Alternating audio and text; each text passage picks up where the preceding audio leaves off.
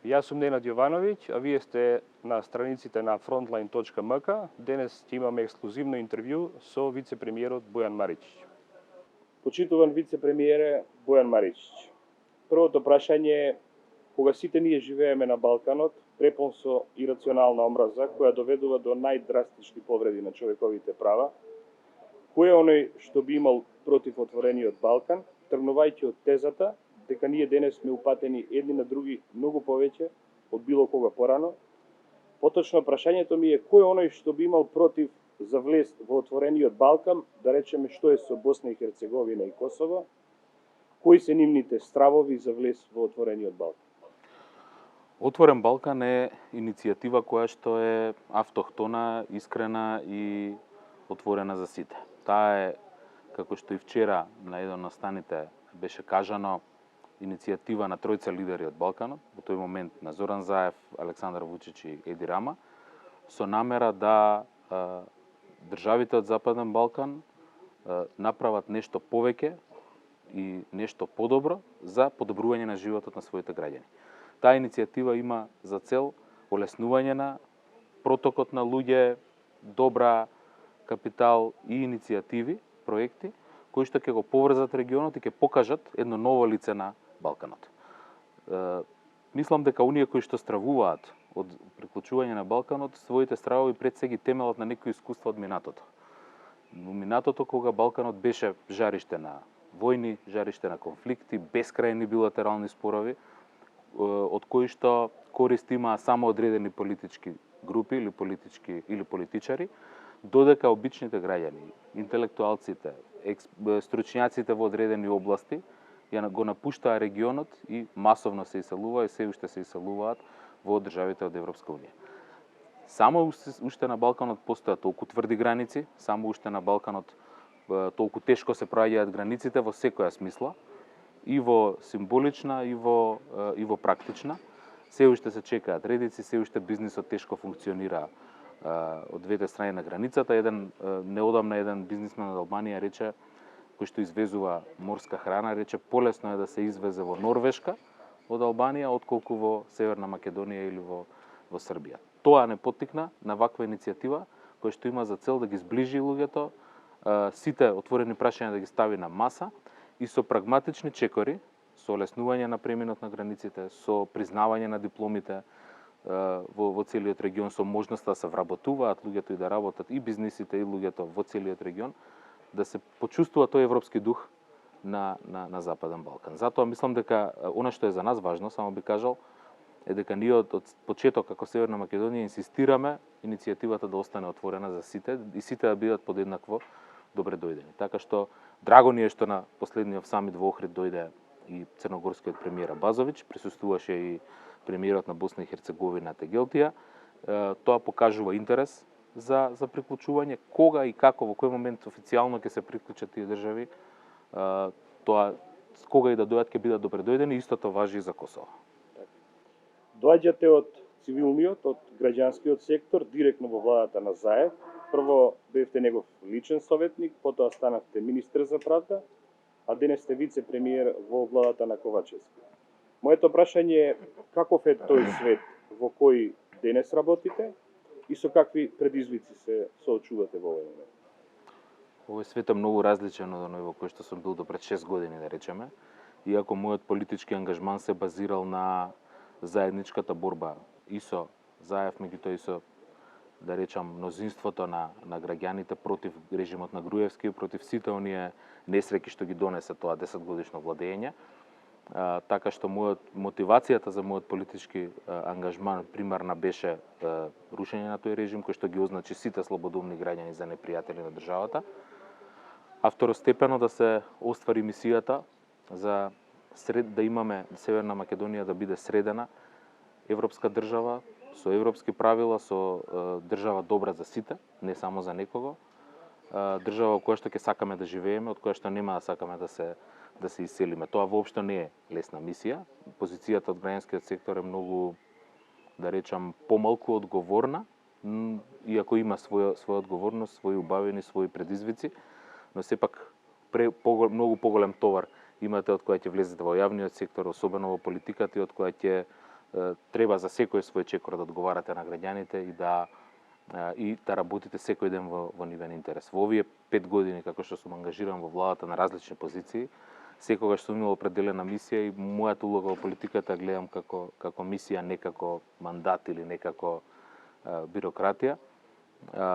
На почетокот имавме сериозна мисија да се извади државата од меѓународна изолација и да ги почне чекорите кон НАТО и кон ЕУ. Тоа беше и договорот од Преспа и сите тие напори во тој период.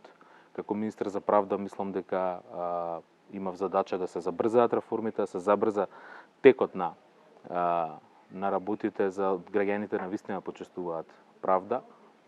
Секако има работи кои што не сум успел, но за 16 месеци мислам дека направивме многу. Дел од тие плодови се гледаат и денес и по мандатот, но денес во секретаријатот за европски прашања мисијата ми е да ги започнеме преговорите и да го заживееме сонот за Европска Северна Македонија, затоа што предолго сме во чекалната, предолго сме блокирани и тоа навистина е незаслужено.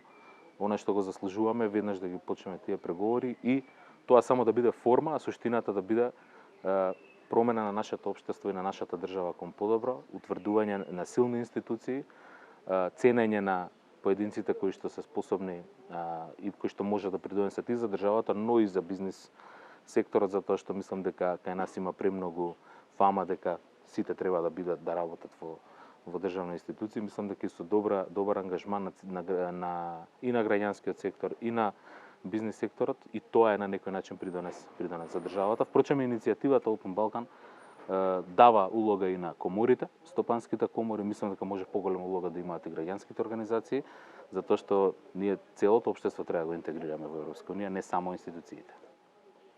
Кажете ми сега од партикуларна политика од дневна, зошто опозицијата инсистира на предвремени парламентарни избори?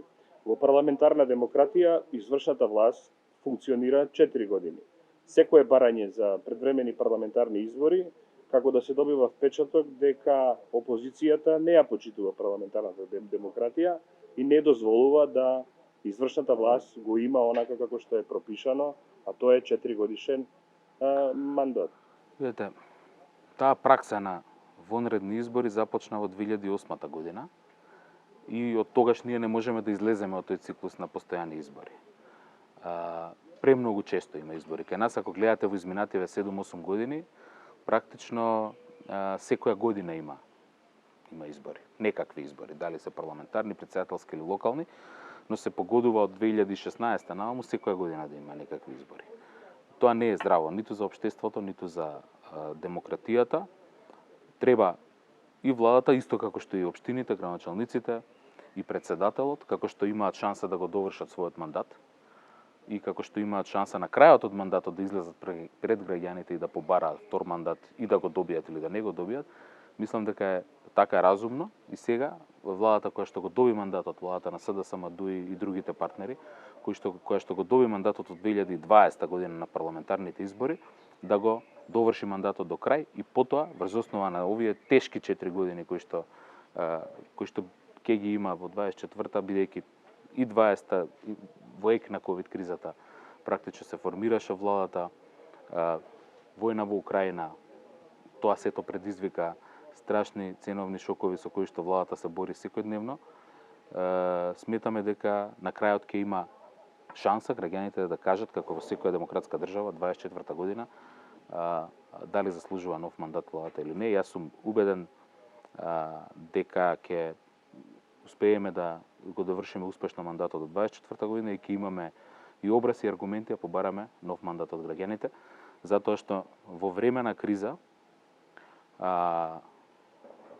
е важно и се смета кој се грижи за граѓаните и за опстанокот на државата и животниот стандард, а кој се грижи само за себе и својата политичка кариера. Мислам дека Мицковски и опозицијата ја покриваат својата безидејност и тоа што немаат што да понудат на граѓаните како политички концепт и како политики, го заменуваат со повик за вонредни избори, постојано, сметајки дека на база на резултатот на локалните избори дека може да се надеваат на изборна победа.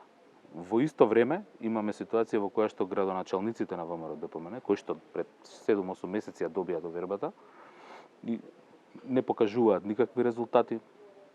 Доминантно, со одредени исклучоци, не се снаоѓаат и катастрофално ги водат општините, и сето тоа треба да се покрие со една еуфорија и повик за вонредни избори, со блокади, со постојани блокади и обструкции. Мислам дека политиката на блокади и обструкции не може да биде наградена од граѓаните, и тоа опозицијата не го разбира и продолжува со таа стратегија, но наша задача како влада и како парламентарно мнозинство е да направиме се да функционира собранието и да функционира владата, а се со цел да се справиме со криза каква што до сега нашата генерација не запаметила оваа година, и поврзано со снабдувањето на со определени продукти, енергетската стабилност, здравствената стабилност, безбедноста во Европа. Сето тоа се кризи кои што одамна не ги видел светот, не само Северна Македонија.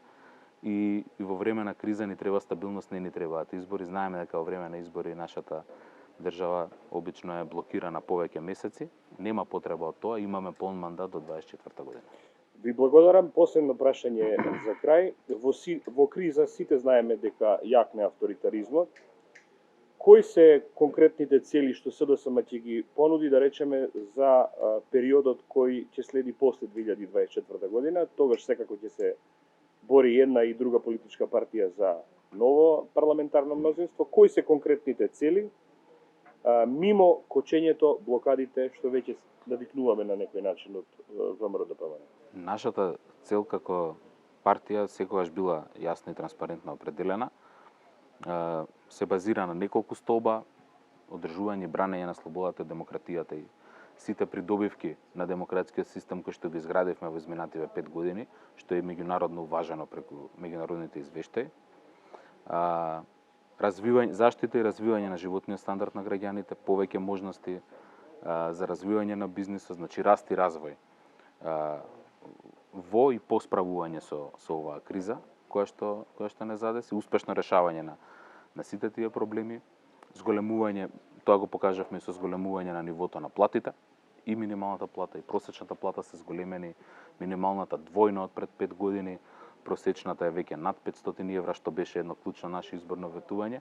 Можеби е потребно повеќе време за остварување на нашите ветувања, но ние секогаш ги исполнуваме, колку и да е тоа тешко. Третиот столб е секогаш врзан со интеграцијата во ЕУ и во НАТО. Ние сме држава членка на НАТО, значи сме безбедни, осигурани и нашата иднина е сигурна. Пред неколку години се поставува прашање дали навистина вреди членството во НАТО и за тоа се прават жртви. Денеска имаме ситуација во која држави силни и развиени како Финска и Шведска бараат да станат членки на НАТО, а ние сме веќе во тој клуб, така што одговорот е даден само преку тие апликации колку беше важно да бидеме дел од НАТО и колку е важно да ги започнеме преговорите и навистина да ја европизираме нашата држава. Значи слобода, демократија, правда, безбедност и владење на правото, економски развој и зголемување на можностите за економски развој и зголемување на животниот стандард на граѓаните и интеграција во ЕУ и НАТО. Тоа се постулатите на кои што почива и моментално нашата програма и кои што ќе биде основа за развивање на таа мощната политичка понуда. Ви благодариме на овој интервју. Благодарам на поканата.